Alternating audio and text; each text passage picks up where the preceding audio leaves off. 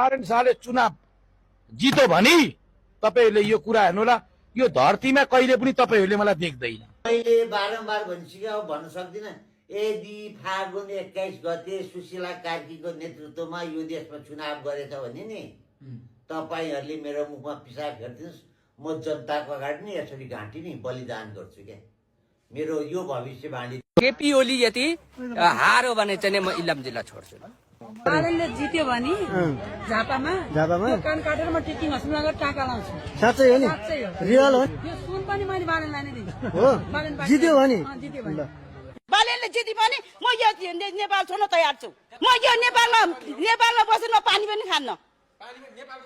पानी पनि खान्न। म नेपाल छोड्न तयार। म तयार म जान्छु, विदेश जान्छु, यहाँ कहाँ म भूमिगत हुन्छु, म समाधि हुन्छु, त्यसमा कुनै म उ छैन। मर्ने बेलासम्म अनाथै भएर मर्नु? अनाथ हुँदैन म। अब कुनै